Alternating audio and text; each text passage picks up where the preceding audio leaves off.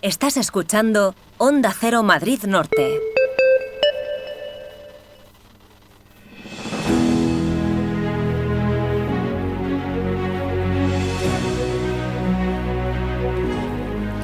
Hoy tenemos una nueva cita con la historia de la zona norte de Madrid y hablaremos concretamente de destacamentos penales, ya que mañana, jueves 29 de mayo, a las 10 de la mañana, tendremos un acto de memoria democrática llamado Destacamentos Penales, Memoria de Hierro y Sangre, que tendrá lugar en el municipio de Garganta de los Montes, en el término municipal de Lozoyuela. Y para hablar un poco de qué es lo que pasó en este destacamento penal conocido como el destacamento de Lozoyuela, tenemos a Fernando Colmenarejo, arqueólogo y colaborador de Onda Cero Madrid Norte, que nos va a contar algunos detalles de este punto de nuestra historia. ¿Qué tal, Fernando?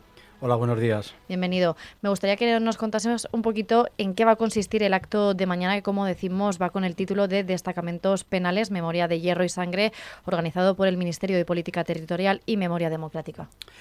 Pues como bien has dicho, mañana es una convocatoria donde va a ir precisamente el ministro de Memoria Democrática.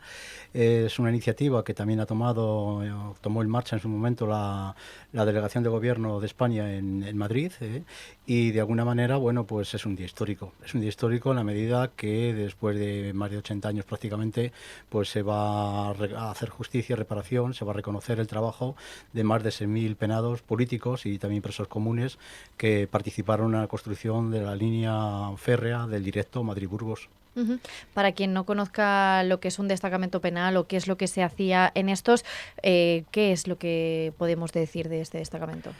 Pues podemos decir que son estructuras punitivas, de alguna manera, son cárceles sin rejas, como se decía en la memoria de la Dirección General de Prisiones, de alguna manera, que es para que los presos que iban a trabajar a pie de obra pudieran pernoctar allí, ¿vale? Y entonces, bueno, pues estuvieran a pie de obra para facilitar el trabajo. De alguna manera eran presos políticos y comunes, que ya he dicho anteriormente, y lo que hacían era redimir su pena, pero bajo unas condiciones laborales sumamente negativas, injustas, y bueno, prácticamente, aunque decían que eran unas cárceles sin rejas, estaban prácticamente encarcelados, en la medida que si se fugaban, pues prácticamente desaparecían todos los beneficios, los pobres beneficios económicos que tenían sus familias, sus madres, sus esposas, sus hijos, y de alguna manera es como si ellos mismos prácticamente cerraran las puertas del destacamento, porque España era una cárcel en general y fugarse pues tenía serias complicaciones para ellos y para sus familias. En estos micrófonos hemos hablado en otras ocasiones de otros destacamentos que hay por la zona norte de Madrid, concretamente el de Soto del Real, y allí pues pudimos conocer pues que eran presos que se encargaban, como decimos, de las vías de construcción ferroviaria de la línea Madrid-Burgos, pero en este caso pues sí que podían vivir incluso con sus familias en este destacamento. ¿Cómo se organizaban en el de Lozoyuela? En Lozoyuela, pues prácticamente lo mismo, es decir, por regla general en estos destacamentos para las familias, las madres, las mujeres, los hijos, que pudieran estar lo más cerca posible de algunos de los presos, lo que hacían eran construir chabolas en el entorno de los destacamentos, ¿no? Entonces hemos conocido incluso algunas personas que han nacido y que se han criado en el entorno del destacamento, y lo que hacían eran pues mal vivir de alguna manera. Lo digo en bastantes ocasiones. Yo he excavado viviendas de hace 1300 años, de la época visigoda, y puedo decir que prácticamente esas viviendas eran muchísimo mejor que las chabolas, de los chabolares que tenían las familias, pero que de alguna manera ellos suponían estar cerca de sus familiares, y estos a su vez sentían ese espíritu de decir, bueno, tengo los míos cerca y todo el esfuerzo que haga es importante en la medida que espero salir pronto de aquí y poder tener otros lugares donde poder vivir felizmente.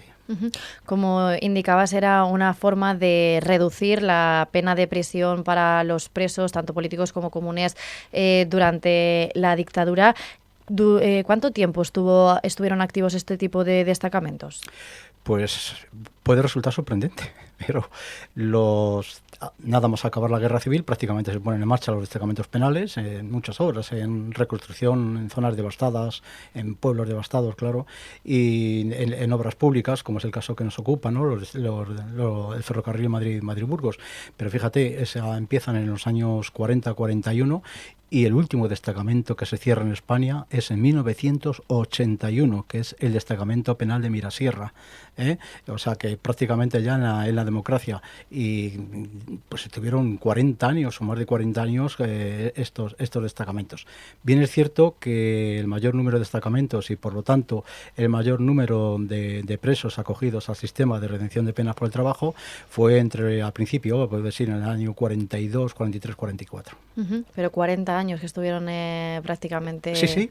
A mí me chocó cuando yo empecé a investigar este tema y vi que Mirasierra tenía un destacamento que funcionó hasta el año 81 y que se cierra por fin de los trabajos, no porque el gobierno de España dijera no, este sistema es injusto, vamos a cerrar estos destacamentos y bajo este sistema esto va a desaparecer. No, se cerró el último destacamento en España precisamente por finalizar los trabajos. Me comentabas, Fernando, que tenemos destacamentos pues quizá bastante juntos geográficamente, como en Colmenar Viejo, Soto del Real, incluso me habéis dicho que estáis descubriendo uno en Miraflores de la Sierra y este de Lozoyuela. Entonces, me cuesta imaginar, o me gustaría, a lo mejor tú lo sabes, cuánta gente trabajaba más o menos en estos destacamentos, ya que pues no hay mucha distancia, ¿no?, entre unos y otros. Claro, se levantaron 11 destacamentos entre Chamartín, la estación de Chamartín, que por cierto hemos dado, gracias a mi compañero Jesús Calero, ha conseguido averiguar el lugar y también se va a declarar el lugar de memoria mañana, por lo tanto, Chamartín, la estación de Chamartín. Como digo, 11 destacamentos, desde Chamartín hasta Garganta de los Montes.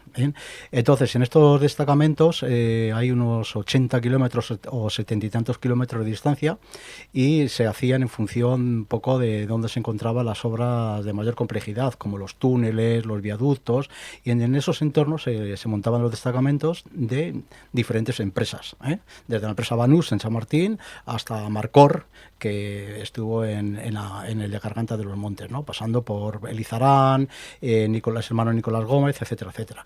Entonces, ¿cuántas personas? Pues aquí está el tema, una pregunta importante, porque en algunos destacamentos, como donde mañana se va a celebrar el acto, estaban pensados para 230 personas. Pero yo he aluciné ayer cuando descubrí la planta del destacamento del filial de Garganta de los Montes, donde se celebra el acto, como digo, donde verdaderamente es un destacamento pequeño, es un espacio muy pequeño y ahí, según las memorias, en algunos meses han estado hacinados 220 personas.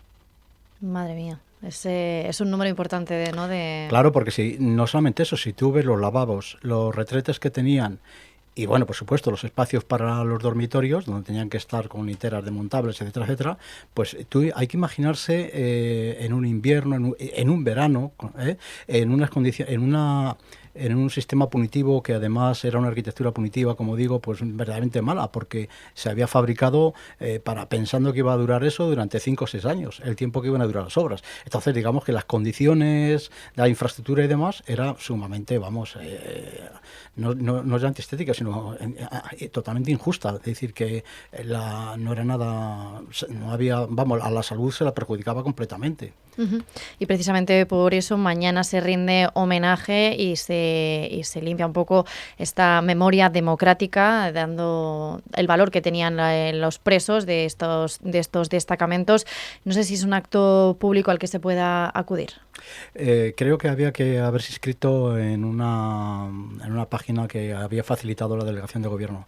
Entonces, bueno, yo vuelvo a insistir en que yo al menos estoy emocionado.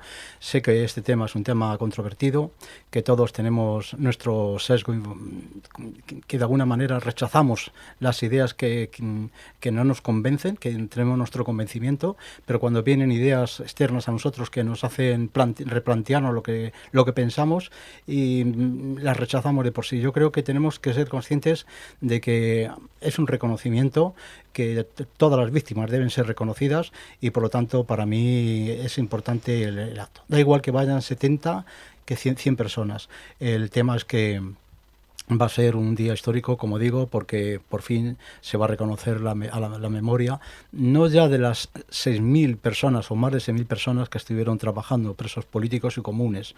También trabajaron obreros libres, pero el homenaje es para los políticos y comunes, los presos, sino también para las familias, como he dicho anteriormente, porque esas familias se las puso una etiqueta y bueno, pues se las rechazó socialmente, y yo creo que también hay que pensar en esas mujeres, ¿no?, que sufrieron tanto precisamente por ver a sus maridos encadenados de alguna manera, si no con cadenas de verdad, pero sí psicológicamente.